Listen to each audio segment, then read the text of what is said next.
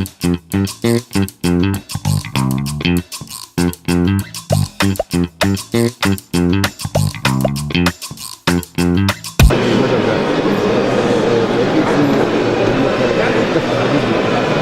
في ظل صعوبات المبيعات.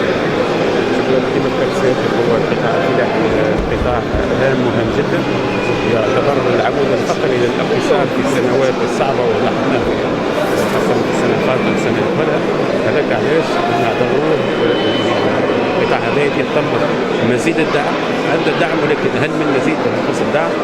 وخاصية القطاع الفلاحي بالرغم من ربما فيه نقاط قوة ونقاط ضعف، لكن يتطلب دعم أكثر، خاصة إذا نعرف 80% من الناشطين في القطاع الفلاحي عندهم ضيعات صغيرة، وبالتالي صغار الفلاحين وصغار الفلاحين إذا كان ما نحافظوش عليهم على مستوى جميع حلقات الإنتاج نخاف ربما بعد وقت ربما يبعدوا عن القطاع هذاك علاش القطاع يتطلب وقفة كبيرة.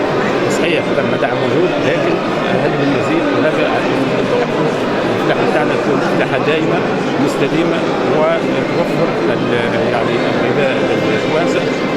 صحيح حققنا الاكتفاء الذاتي في اكثر المنتوجات باستثناء الحبوب، لكن عندنا رهان اخر هو التحكم في مرحله ما بعد الانتاج، سواء كان في التصنيع في الترويج او في التصدير. هذا من الحاجات اللي يعني يطلب جهد اضافي للمحافظه على المنتج اللي هو في اول الحلقه، خاصه اذا كان يكون منتج صغير.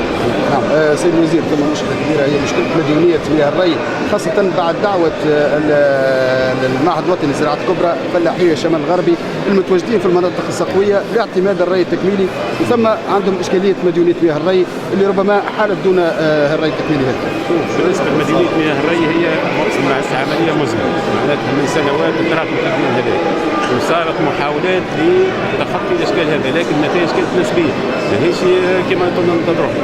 الموسم الاستثنائي هذا اللي يعني يتميز بنقص في الامطار في اغلب المناطق، نقص احنا توا في باجه نقص في باجه معدل 30%، لكن ثم جهات اخرى نقص 80-90%.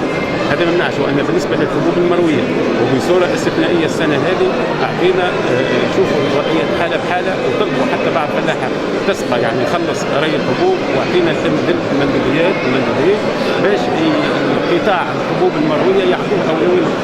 يعطيك الصحه، بارك الله فيك، شكرا لك.